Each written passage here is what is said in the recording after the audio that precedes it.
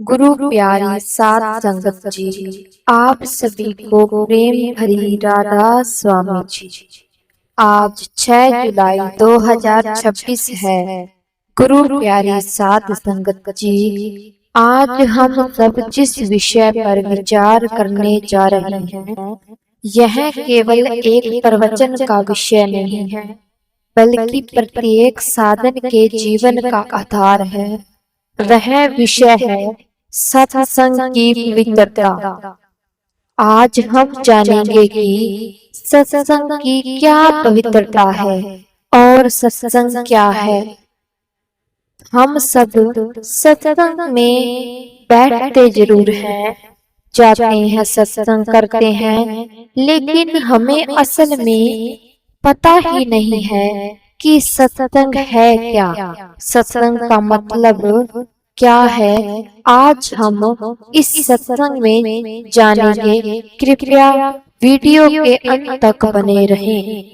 जब भी कोई जीव सच्चे भाव से सत्संग में बैठता है, तब वह केवल किसी वक्ता के शब्द नहीं सुन रहा होता, बल्कि वह अपने मन को संसार की दौड़ भाग से हटाकर परमात्मा की ओर मोड़ने का प्रयास कर रहा होता है। यही सत्संग का वास्तविक उद्देश्य है।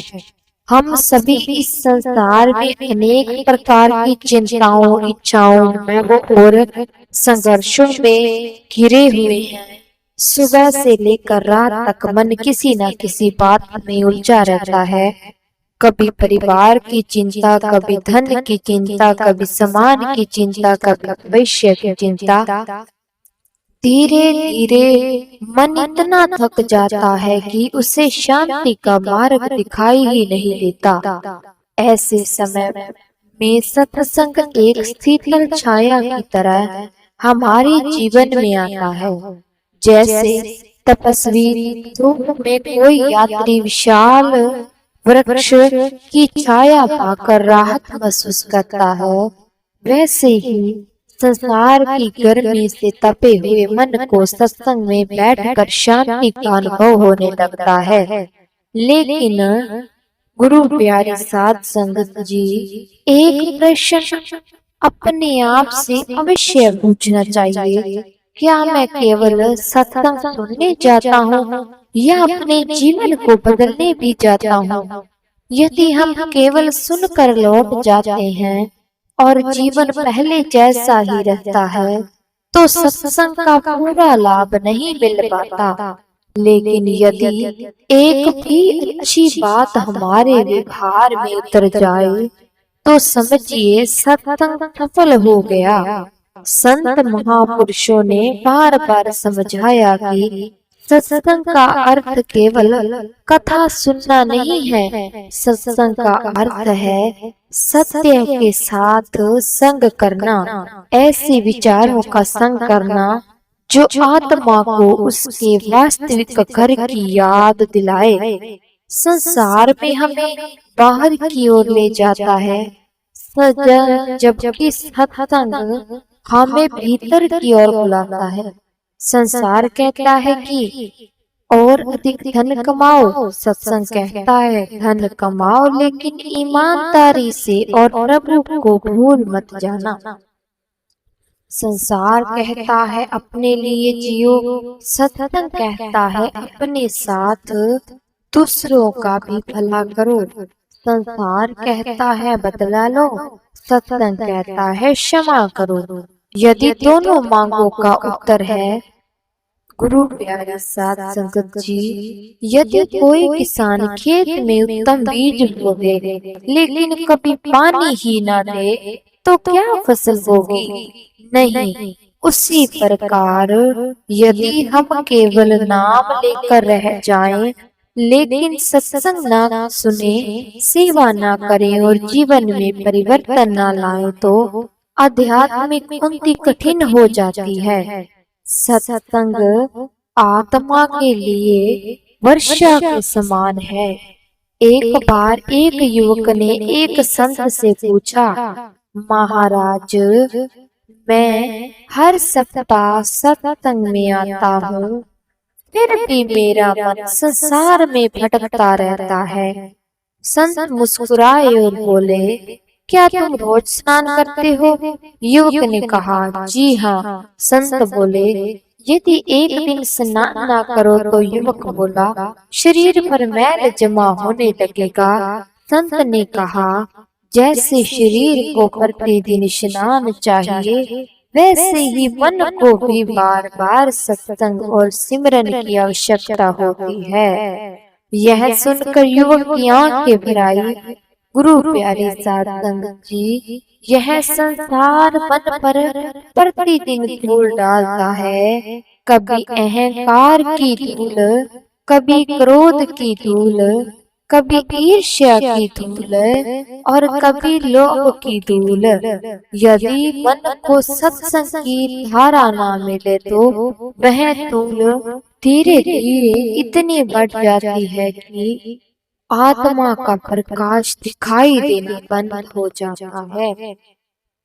इसलिए संतों ने कहा है कि सत्संग केवल समय बिताने का साधन नहीं, बल्कि जीवन संवारने का अवसर है। कई लोग कहते हैं, हम वर्षों से सत्संग सुन रहे हैं, लेकिन प्रश्न यह नहीं कि हम कितने वर्षों से सुन रहे हैं। प्रश्न यह है कि क्या हमारे भीतर विनम्रता बढ़ी? क्या हमारा क्रोध कम हुआ? क्या हमारी वाणी मधुर हुई? क्या हमारी सेवा की भावना बढ़ी? यदि इन प्रश्नों का उत्तर हाँ है तो समझिए सत्संग का प्रभाव हमारे जीवन में उतर रहा है। प्रेमी सज्जनों, सत्संग की पवित्रता केवल मंच पर बैठे वक्ता से नहीं आती, वह वहां बैठे प्रत्येक प्रेमी के निर्मल भाव से आती है। जब सैकड़ों लोग एक साथ प्रभु का सिमरन करते हैं, तो वहां वातावरण अपने आप पवित्र हो जाता है। वहां बैठा हुआ दुखी व्यक्ति भी कुछ समय के लिए अपने दुख भूल जाता है। क्यों? क्योंकि वहां संसार की बातें नहीं, बल्कि आत्मा की बातें होती है। आज संसार में हर व्यक्ति किसी न किसी दौड़ में लगा हुआ है। कोई धन के पीछे दौड़ रहा है, कोई पद के पीछे, कोई प्रसिद्धि के पीछे, लेकिन बहुत कम लोग ऐसे हैं जो अपने मन को जीतने की कोशिश कर रहे हैं। संत कहते हैं, जिसने संसार जीत लिया लेकिन मन हार गया, वह वास्तव में हार गया। जिसने मन जीत लिया, उससे संसार भी पराजित नहीं कर सकता। सत्संग मन को जीतने की कला सिखाता है। यही सत्संग की पवित्रता है, यही उसका महत्व है और यही मनुष्य जीवन का सबसे बड़ा सौभाग्य है। सत्संग मन को कैसे बदलता है और कुसंग कैसे बचाता है? सत्संग केवल प्रवचन सुनने का नाम नहीं, बल्कि आत्मा को उसके वास्तविक मार्ग की ओर मोड़ने का माध्यम है।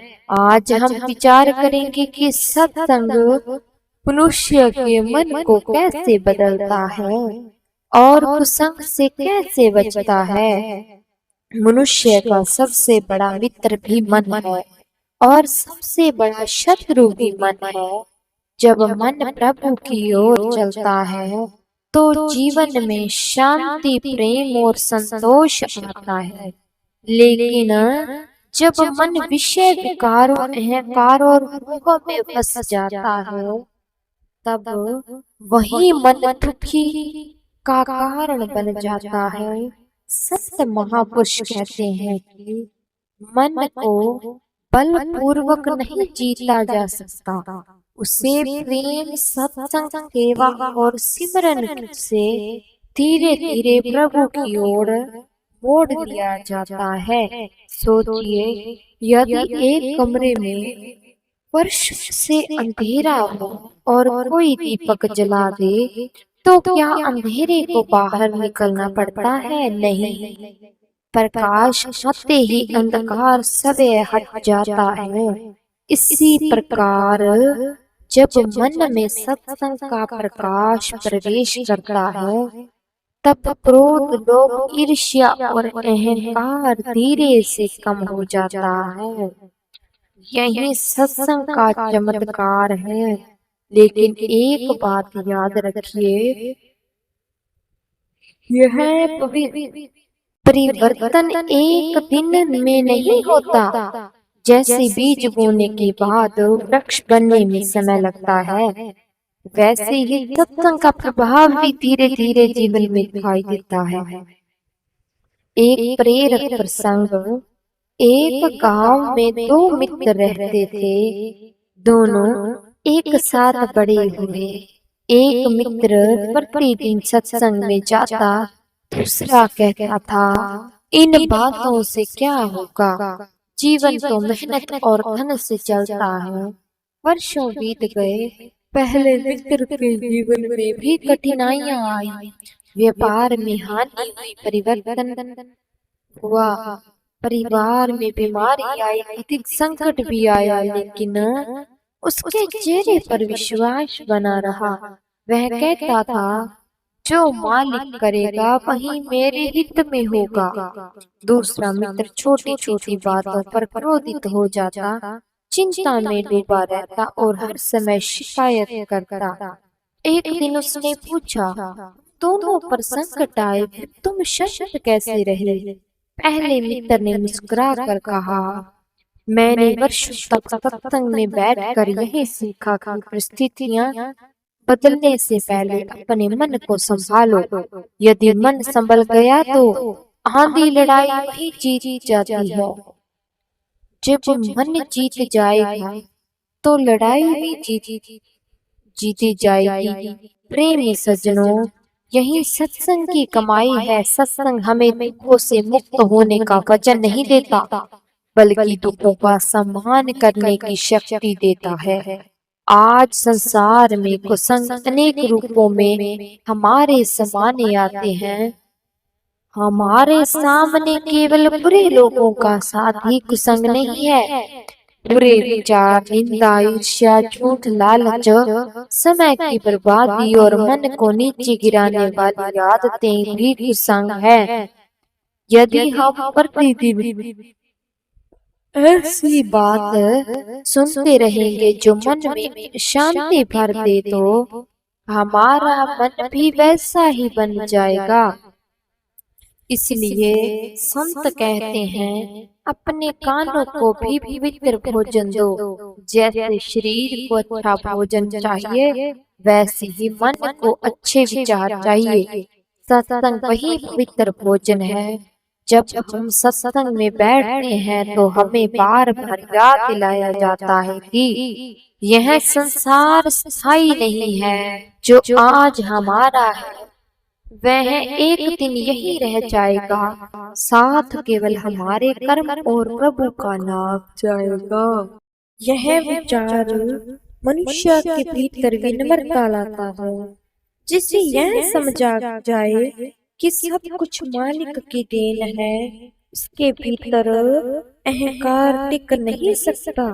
प्रेमी सज्जनों, कभी कभी हम बोलते हैं कि हमने बहुत सेवा कर ली, बहुत भक्ति कर ली, लेकिन जैसे ही यह विचार आता है कि वहीं से अहंकार प्रवेश करने लगता है। सच्चा सत्संग हमें सिखाता है कि सेवा का भी अभिमान नहीं होना चाहिए। जो कुछ मिला है वह मालिक की दया से मिला है। एक बूढ़ी माता प्रतिदिन सत्संग में आती। वह किसी बड़े पद पर नहीं थी, ना ही धनवान थी, लेकिन हर बार चुपचाप बैठती, ध्यान से सुनती और जाते समय सभा स्थल की सफाई कर देती। किसी ने पूछा, माता जी, आपको कोई देखता भी नहीं, फिर इतनी सेवा क्यों करती है? उन्होंने मुस्कुरा कर कहा, मैं लोगों को दिखाने के लिए नहीं, मालिक को धन्यवाद देने आती हूँ। प्यारी साध संगत जी, यही सच्ची सेवा है। जहाँ दिखाई समाप्त जहाँ दिखावा समाप्त होता है, वही वक्त आरंभ होता है। आइए आज हम अपने मन से एक प्रश्न पूछें, क्या मैं सत्संग इसलिए सुनता हूँ कि लोग मुझे धार्मिक कहें, या इसलिए कि मेरा मन सचमुच बदल जाए? यदि उत्तर दूसरा है, तो समझिएगा कि हम सही मार्ग पर चल रहे हैं। अंत में यही प्रार्थना है, हे दयाल प्रभु, हमें सत्संग की महिमा को केवल सुनने की नहीं, बल्कि उसे अपने जीवन में उतारने की बुद्धि दीजिए। हमें कुसंग से बचाइए, सच्चे विचारों का संग दीजिए और हमारे मन को अपने चरणों की ओर स्थिर कर दीजिए। गुरु प्यारी साध संगत जी, सत्संग मन को निर्मल करता है और कुसंग से बचने की शक्ति देता है। आज हम विचार करेंगे कि सत्संग और नाम सिमरन मिलकर मनुष्य के जीवन में किस प्रकार गहरा परिवर्तन लाते हैं। संत महापुरुष बार बार समझाते हैं कि केवल सत्संग सुन लेने पर्याप्त नहीं है। सत्संग सुनकर यदि हम नाम सिमरन सेवा विनम्रता और प्रेम को अपने जीवन में उतारें, तभी उसका वास्तविक फल मिलता है। सत्संग खेत है, नाम सिमरन बीज है, सेवा जल है और दया उसकी धूप है। जब ये चारों मिलते हैं, तब आत्मा में भक्ति का वृक्ष फलने फूलने लगता है। गुरु प्यारी साध संगत जी, संसार में प्रत्येक व्यक्ति सुख चाहता है, लेकिन अधिकांश लोग सुख को बाहरी वस्तुओं में खोजते हैं। कोई धन में, कोई मान सम्मान में, कोई पद में, कोई रिश्तों में। लेकिन संतों ने समझाया कि स्थायी शांति भीतर से मिलती है और भीतर जाने का मार्ग सत्संग और सिमरन से खुलता है। पहली प्रेरकता की दीपक और आंधी। एक गांव में एक बूढ़ा संत रहते थे। एक दिन एक युवक उसके पास आया और बोला, महाराज, मैं रोज सत्संग सुनता हूँ, नाम भी लेता हूँ, लेकिन मेरा मन बार बार संसार की ओर भाग जाता है।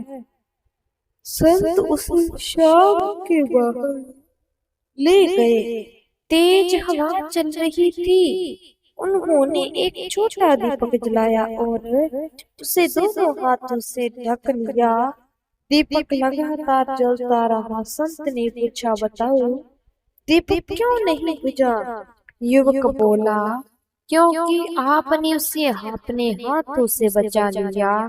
संत मुस्कुराए और बोले, बेटा, यही सत्संग है। संसार की आंधी तो चलती रहेगी, कभी लोभ की, कभी क्रोध की, कभी चिंता की। यदि तुम अपने मन के दीपक को सत्संग, सिमरन और सेवा से ढक कर रखोगे, तो वह बुझेगी नहीं। गुरु प्यारी साध संगत जी, यह छोटी सी बात पूरे जीवन का संदेश देती है। संसार को बदलना हमारे हाथ में नहीं, लेकिन अपने भीतर के दीपक को जलाए रखना हमारे हाथ में है। सच्चा परिवर्तन कहाँ दिखाई देता है? यदि कोई व्यक्ति प्रतिदिन सत्संग में आए, लेकिन घर जाकर परिवार से कठोर व्यवहार करे, छोटी छोटी बातों पर क्रोधित हो, दूसरों की निंदा करे और अहंकार में रहे, तो उसे अपने भीतर झांकने की आवश्यकता है। सत्संग का प्रभाव सबसे पहले हमारी वाणी दिखाई देना चाहिए, फिर हमारे व्यवहार में, फिर हमारे सोच में और अंत में हमारे पूरे जीवन में। जिस दिन लोग यह कहने लगे कि इस व्यक्ति के स्वभाव में पहले से अधिक प्रेम, धैर्य और विनम्रता आ गई है, उसी दिन समझना चाहिए कि सत्संग का अमृत भीतर उतरने लगा है। दूसरी प्रेरक साथी खाली खड़ा। एक महात्मा के पास एक व्यक्ति पहुंचा। उसने कहा, मैं बहुत सत्संग सुनता हूँ लेकिन मन शांत नहीं होता। महात्मा उसे कुएं के पास ले गए। उन्होंने एक खाली घड़ा पानी में डुबोया। पहले घड़े के बुलबुले निकालते रहे। कुछ देर बाद बुलबुले बंद हो गए और घड़ा पानी से भर गया। महात्मा बोले, जब तक घड़ा खाली था तब तक आवाज कर रहा था, भर गया तो शांत हो गया।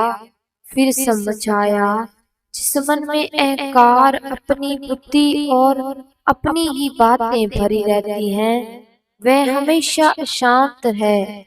जो मन सत्संग सुनकर विनम्रता हो जाता है, वह धीरे धीरे प्रभु के प्रेम से भर जाता है और फिर शांत हो जाता है। गुरु प्यारी साध संगत जी, यह संसार हमें बड़ा बनने की शिक्षा देता है, लेकिन संत हमें छोटा बनने की शिक्षा देते हैं, क्योंकि जो झुकता है वही प्रभु की कृपा का पात्र बनता है। सत्संग का सबसे बड़ा फल सत्संग का सबसे बड़ा फल यह नहीं कि हमारी हर इच्छा पूरी हो जाए। सत्संग का सबसे बड़ा फल यह है कि हमारी इच्छाएं प्रभु की इच्छा के आगे झुकना सीख जाएं। जब मन कहने लगे, हे मालिक, जो तू करेगा वही मेरे लिए श्रेष्ठ होगा, तभी भक्ति की शुरुआत होती है। आत्मिक चिंतन। आज प्रत्येक प्रेमी अपने मन से कुछ प्रश्न पूछे। क्या मेरे भीतर पहले से अधिक धैर्य आया है? क्या मेरी वाणी पहले से मधुर हुई है? क्या मैं दूसरों की कमियां देखने के बजाय अपनी कमियां सुधारने लगा हूँ? क्या मैं प्रतिदिन सिमरन के लिए समय निकालता हूँ? क्या मैं सेवा को सौभाग्य मानता हूँ या बोझ? यदि इन प्रश्नों के उत्तर ईमानदारी से दिए जाएं तो वही हमारी आध्यात्मिक प्रगति का दर्पण बन जाते हैं। प्रेमी सज्जनों, सत्संग केवल सुनने की वस्तु नहीं बल्कि जीने की कला है। नाम सिमरन केवल होठों का नहीं, हृदय का विषय है। सेवा केवल हाथों का काम नहीं बल्कि विनम्रता का अभ्यास है। प्रेमी सज्जनों, अब तक हमने समझा कि सत्संग मन को निर्मल करता है, नाम सिमरन आत्मा को शांति देता है और सेवा जीवन को विनम्रता बनाती है। आज हम विचार करेंगे कि एक सच्चे सत्संगी की पहचान क्या है, सेवा का वास्तविक रहस्य क्या है और गुरु भक्ति किस प्रकार साधक के जीवन को बदल देती है। बहुत लोग पूछते हैं, सच्चा सत्संगी है कौन? सच्चा सत्संगी है क्या वह जो प्रतिदिन सत्संग में आता है? क्या वह जो सुंदर वचन बोलता है? क्या वह जो अधिक सेवा करता है? ये सब अच्छी बातें हैं, लेकिन सच्चे सत्संगी की पहचान केवल इनसे नहीं होती। सच्चा सत्संगी वह है जिसके जीवन में सत्संग उतरने लगे, जिसकी वाणी में मधुरता हो, जिसके व्यवहार में विनम्रता हो, जिसके हृदय में सबके लिए प्रेम हो, जो किसी के दुख को देखकर भीतर से दृढ़ हो जाए, जो अपने किए हुए उपकार का कभी घमंड ना करे और जो हर सफलता का श्रेय अपने सतगुरु और मालिक की दया को दे। गुरु प्यारी साध संगत जी, यदि कोई व्यक्ति दिन भर सेवा करे लेकिन उसके मन में अहंकार आ जाए कि मैंने इतना किया, तो सेवा का फल कम हो जाता है। संत कहते हैं कि सेवा का मूल्य काम में नहीं भावना में है। एक गिलास पानी भी प्रेम से दिया जाए तो वह प्रभु तक पहुंच जाता है, और यदि बड़े से बड़े कार्य अहंकार से किया जाए तो उनका आध्यात्मिक लाभ कम होता जाता है। एक प्रेरक साथी, झाड़ू लगाने वाला सेवक, एक बड़े सत्संग स्थल पर अनेक सेवक सेवा करते थे। उनमें एक बूढ़ा व्यक्ति था जो वर्षों से केवल जूते व्यवस्थित करता और सभा समाप्त होने के बाद चुपचाप झाड़ू लगाता था। एक दिन किसी युवक ने पूछा, बाबा जी, आपने इतने वर्षों में कोई बड़ी सेवा क्यों नहीं की? बूढ़ा व्यक्ति मुस्कुरा कर बोला, बेटा, मैं सेवा चुनने नहीं आया, मैं सेवा करने आता हूँ। फिर उन्होंने कहा, जिस दिन मन सेवा चुनने लगे, समझ लेना कि उसमें मैं प्रवेश कर गया है। गुरु प्यारी साध संगत जी, यह वाक्य बहुत गहरा है। हम सेवा नहीं करते, हमें सेवा का अवसर मिलता है। यह अवसर भी मालिक की कृपा से मिलता है। गुरु भक्ति का अर्थ गुरु भक्ति का अर्थ केवल गुरु की महिमा गाना नहीं है। गुरु भक्ति का अर्थ है गुरु के बताए मार्ग पर चलना। यदि सतगुरु हमें सत्य बोलने की शिक्षा दे और हम झूठ बोलते रहें तो केवल जयकारे लगाने से लाभ नहीं होगा। यदि मैं विनम्रता सिखाई और हम अहंकार पाले तो हमने उसके वचनों का सम्मान नहीं किया। सच्ची गुरु भक्ति आज्ञापन में है। आज्ञा पालन करने से ही सच्ची भक्ति का पता चलता है। सच्ची गुरु भक्ति जीवन परिवर्तन में है। सच्ची गुरु भक्ति प्रेम और विश्वास में है। एक भावपूर्ण प्रसंग, एक गरीब बूढ़ा व्यक्ति प्रतिदिन सत्संग में आती थी। उसके पास देने के लिए धन नहीं था, लेकिन जब भी कोई थका हुआ प्रेमी आता, वह उसे बैठने की जगह देती, पानी पिलाती और मुस्कुरा कर कहती, मालिक तुम्हारा भला करे। एक दिन किसी ने पूछा, माता जी, आप इतनी प्रसन्न कैसे रहती हैं? उन्होंने कहा, मेरे पास धन नहीं है, लेकिन मेरे पास सतगुरु का दिया हुआ नाम है। जब यह सबसे बड़ा धन मिल गया तो फिर शिकायत किस बात की? गुरु प्यारी साध संगत जी, जिसने नाम की कीमती समझ ली, वह संसार की छोटी छोटी बातों में नहीं उलझता। सत्संगी की पहचान कठिन समय में होती है। जब सब कुछ अच्छा चल रहा हो तब विश्वास रखना आसान है, लेकिन जब जीवन में बीमारी आए, आर्थिक कठिनाई आए, अपनों का साथ छूट जाए, तब भी यदि मन कहे, हे मालिक तेरी रजा मीठी लगे, तो समझना चाहिए कि सत्संग का रंग भीतर चढ़ रहा है। संतों ने कभी यह नहीं कहा कि भक्ति करने वाले जीवन में दुख नहीं आते। उन्होंने यह कहा है कि भक्ति करने वाला दुख में भी टूटता नहीं, क्योंकि उसे मालिक का सहारा होता है, उसके भीतर झांके। आज हम सब अपने मन से पूछें, क्या मैं सेवा परिस्थिति के लिए करता हूँ या प्रभु की प्रसन्नता के लिए? क्या मैं दूसरों की भूल जल्दी देख लेता हूँ लेकिन अपनी भूल नहीं? क्या मेरे भीतर क्षमा बढ़ रही है? क्या मैं हर परिस्थिति में मालिक का धन्यवाद करना सीख रहा हूँ? यदि इन प्रश्नों के उत्तर ईमानदारी से खोज लिए जाएं तो आध्यात्मिक यात्रा सफल सरल हो सकती है। गुरु प्यारी संगत जी, याद रखिए, सत्संग हमें सुनने की कला नहीं, जीने की कला सिखाता है। सेवा हमें झुकाती नहीं है, सिमरन हमें भीतर ले जाता है, और गुरु भक्ति हमें मंजिल तक पहुंचाने का मार्ग दिखाती है। अगर हम अब हमें दीजिए इजाजत, अब हमें इजाजत दीजिए। अगली वीडियो में फिर मिलते हैं।